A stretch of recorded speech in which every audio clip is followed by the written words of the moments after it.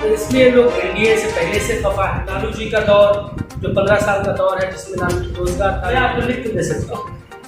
2025 में प्रशांत किशोर जी सरकार बनाने में ये जितने भी बिहार को सौगात के नाम पे दिया गया है उस तरह से धोखा है। नमस्कार, मैं आदर्श। अभी हम मौजूद हैं कटिहार के हाजीपुर में। हमारे साथ एक खास मेहमान जुड़ चुके हैं। विभिन्न मुद्दों पर बातें होंगी। क्या मकसद है, जनस्वराज से जुड़े हैं विगत कुछ दिन पहले, किस उद्देश्य के साथ जनस्वराज से जुड़े हैं, आइए जानते हैं। सबसे पहले सर स्वागत है हमारा खास कार्यक्रम। धन्यवाद। नसीम जी, आप जनस्वराज से जुड़े हैं पिछले कुछ दिन पहले या कहें या कुछ महीने पहले, क्या कुछ उद्देश्य है आपका? देखिए, जो जनस्वराज का उद्देश्य है वो मुझे पसंद आया और उसी उद्देश्य के तहत हम जनस्वराज से जुड़े। जनस्वराज का उद्देश्य इस बिहार को खुशहाल बनाना, बिहार की जो इमेज बन गई है उसको चेंज करना, बिहार के लोग जो पलायन करने पर मजबूर हैं उसको ख़त्म करना, बिहार में रोज़गार की संभावना बढ़ाना और बिहार में जो प्रतिभा है उसको सही दिशा देना। ये जनस्वराज का मुख्य रूप से उद्देश्य है। मैं भी इसी उद्देश्य से प्रभावित होकर और प्रशांत किशोर जी की जो कार्यशैली है उससे प्रभावित होकर जनस्वराज ज्वाइन किया। आपने कब और कहाँ जनस्वराज की पहली शुरुआत की? देखिए, मैं तो पहले दूसरी पार्टी में था, social democratic party of India का। मैं कटिहार का जिला अध्यक्ष था बिल्कुल शुरुआत में। फिर प्रदेश महासचिव बनाया गया और उसके बाद 3 टर्म एसडीपीआई का प्रदेश अध्यक्ष था। उसके बाद मैंने पार्टी छोड़ दिया और ये लगभग 3 महीने पहले जनस्वराज 243 विधानसभा सीटों पर चुनाव लड़ने जा रही है, जिसका ऐलान प्रशांत किशोर ने सोशल मीडिया के जरिए कर दिया है। क्या कुछ लगता है, क्या पक्ष और विपक्ष के बीच कितनी सफलता हासिल होगी? लेकिन मुझे जो लगता है, मैंने पक्ष को भी देखा है, विपक्ष को भी देखा है, दोनों ने जनता को छलने और ठगने का काम किया। नीतीश कुमार जी की जो कार्यशैली थी बिल्कुल शुरुआती दौर में जो उन्होंने काम किया था, आप इन 10 सालों को देख लीजिए तो पूरे तौर पर उसका विपरीत है। कोई काम बिहार में नहीं हुआ है। तो इसलिए लोग एनडीए से पहले से खफा हैं, एनडीए से नाराज़ बिल्कुल है कि बिहार को जो प्रगति मिलनी चाहिए थी, जो यहाँ प्रतिभाओं को सम्मान मिलना चाहिए था, महिलाओं को, बुजुर्गों को सम्मान मिलना चाहिए था, वो नहीं हुआ। इसलिए बिहार धरातल में चला जा रहा है। तो एनडीए से लोग नाराज ऐसे ही हैं। जब वो विकल्प के रूप में फिर यूपीए या इंडिया को देख रहे हैं तो फिर उनको एक जो जंगल राज का एक परसेप्शन था वो डरा रहा है। तो लालू जी का दौर जो 15 साल का दौर है जिसमें ना रोजगार था, ना नौकरी थी, जंगल राज था एक तरह से, उस दौर से लोग भयभीत हैं। तो इस तरह से न इंडिया से खुश हैं न एनडीए से खुश हैं। तो उनके सामने एक ही विकल्प है और वो है जनस्वराज का। मैं जहाँ तक देख पा रहा हूँ, जिस तरह लोग बड़ी संख्या में लोग जनस्वराज ज्वाइन कर रहे हैं, इवन के दूसरी पार्टियों से भी लोग पार्टियाँ छोड़कर इसमें जुड़ रहे हैं, इससे कहीं ना कहीं ये संकेत मिल रहा है कि जनस्वराज अगले 2025 के इलेक्शन में अपनी पूरी तौर पर दमदार एंट्री मारने वाली है। और मैं आपको लिख के दे सकता हूँ, 2025 में प्रशांत किशोर जी सरकार बनाने में एक अहम भूमिका निभाने वाले हैं। उनके बिना सरकार नहीं बन सकती। आपने उनके बिना कहा, पर प्रशांत जी तो कह रहे हैं कि हम अपने फुल बहुमत से आएंगे और सरकार खुद बनाएंगे। बिल्कुल वही मैं कह रहा हूँ। उनके बिना, उनके सोच जो है उसको हटकर आप सरकार बनाने की कल्पना नहीं कर सकते। उनको हर हाल में सामने रखना होगा। नैयर जी, बिहार को विशेष राज्य का दर्जा की बात लगातार कई सालों से उठ रही थी और कल जो है बजट पास भी हुआ, पर ना विशेष राज्य का दर्जा मिला और ना विशेष पैकेज मिला। क्या कुछ कहेंगे इस बारे में? ये तो बिहार को फिर से एक बार एनडीए गवर्नमेंट ने, सेंटर ने ठगने का काम किया। देखिए, आपको एक बार याद होगा 1.25 लाख करोड़ का झुंझुना थमाया था, उसका तो कुछ होने जाने वाला नहीं था। अब फिर विशेष राज्य की मांग चल रही थी, बहुत दिन से नीतीश कर रहे थे, लेकिन अब ऐसा लगता है कि उन्होंने सरेंडर कर दिया है एनडीए के सामने। अब उनकी कोई हैसियत रह नहीं गई। नीतीश जी की अब कोई हैसियत नहीं रहेगी। सरकार बनाने के लिए उनको ले लिया गया है, लेकिन उनकी कोई एक बात नहीं चल रही है और ऐसा लग नहीं रहा कि उनके अंदर कोई दमखम है कि तरीके से वो अपने डिमांड को रख सके।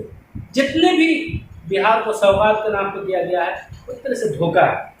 आप चाहे पावर प्लांट का प्रोजेक्ट ले लीजिए, चाहे रोड का प्रोजेक्ट ले लीजिए, सब एक तरह से धोखे का काम किया है, कहीं से कुछ नहीं। आप पावर लगभग 58,000 करोड़ का सौगात बिहार को मिला है, क्या कुछ कहेंगे इस पर? बिल्कुल झूठ है, इसमें कहीं कुछ नहीं है। आप अगर उसको स्टडी करेंगे सही ढंग से, पावर प्लांट का जो भागलपुर में होने वाला है वो 10 साल पहले का एक प्रोजेक्ट है।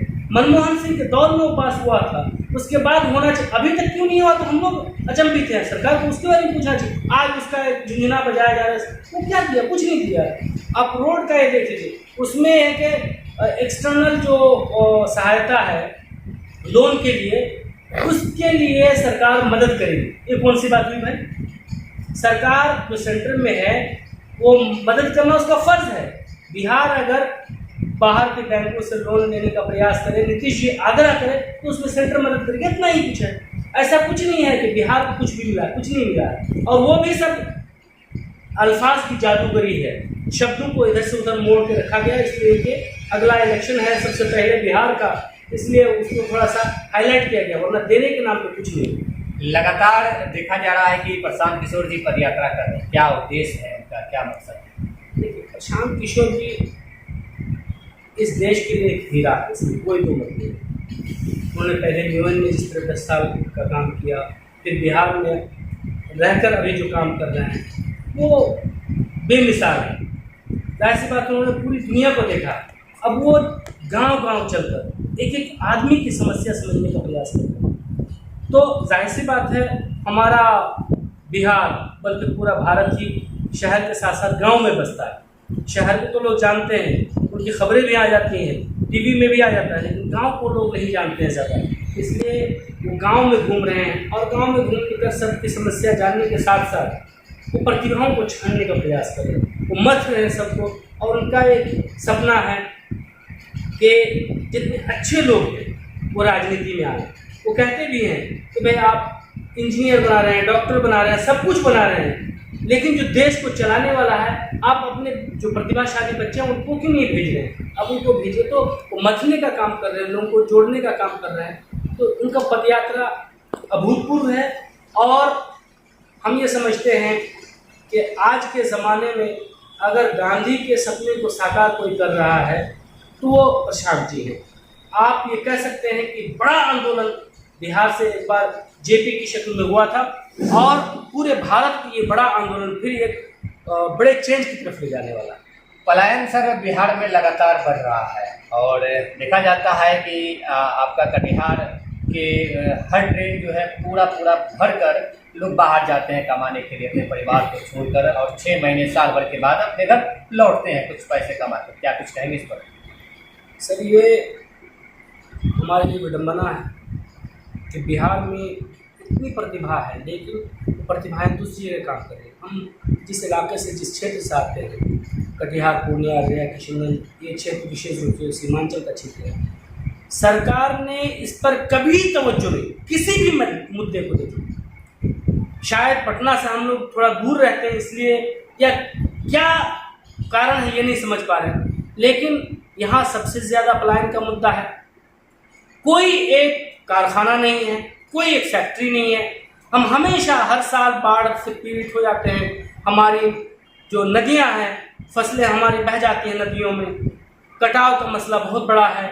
यहाँ कोई भी एम्स, हम लोग लगातार को डिमांड कर रहे थे कि एम्स की कोई शाखा, कोई यूनिवर्सिटी हो, पढ़ने की अच्छी कोई सुविधा, कुछ नहीं। बिहार में भी, एक तो बिहार तमाम राज्यों में सबसे पिछड़ा, और बिहार में भी सबसे पिछड़ा अगर कोई क्षेत्र है तो ये सीमांचल का क्षेत्र है, जिसकी हकमारी हमेशा हुई है। और मज़े की बात यह है कि ये राजद के लोग, कांग्रेस के लोग और सेकुलर के नाम पे वोट लेने वाले लोग झोली भर कर वोट लिए हैं, और कभी इसकी तरफ मुड़कर नहीं देखा हुआ। तो ये तो बड़ा मुद्दा है सर। ये मुद्दा बगल में जिला पूर्णिया है, उसे उप राजधानी बनाने की बात लगातार कई वर्षों से चल रही है, और हाल ही में निर्दलीय वहाँ से सांसद के तौर पर पप्पू यादव, राजेश रंजन उर्फ पप्पू यादव जी जीते हैं। क्या कुछ लगता है उनका जो सपना है वो साकार हो पाएगा? ये तो भविष्य बताएगा। लोगों ने तो वोट दिया है, लोगों ने भरोसा किया है और उनकी बातों पे भरोसा किया है लोगों ने। अभी कुछ ही दिन हुए हैं, कहना पहले उचित नहीं होगा। देखते हैं आगे क्या होता है, उनका कैसा काम रहता है। कटिहार में उद्योग और धंधे और कई मिल जो थी ऐसी जो कि बंद हो चुकी है, क्या कुछ कहेंगे और इसका जिम्मेदार आखिर कौन है? इसके जिम्मेदार तो जाहिर सी बात है हमारे जो वर्तमान के सांसद हैं वो भी हैं और जो पूर्व के सांसद रहे हैं एनडीए से वो लोग भी हैं।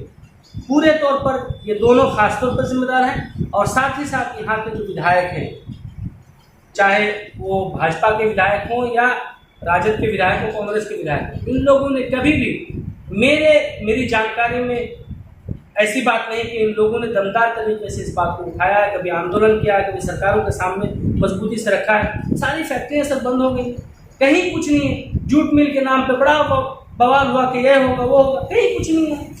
तो तारिक साहब ने भी इस कटिहार को बर्बाद करने में कम भूमिका नहीं निभाई और साथ ही साथ उनके जो और दूसरी पार्टी के जो नेता बने हैं वो लगातार बिहार में पुल गिर रहे हैं, क्या कुछ कहेंगे इस पर?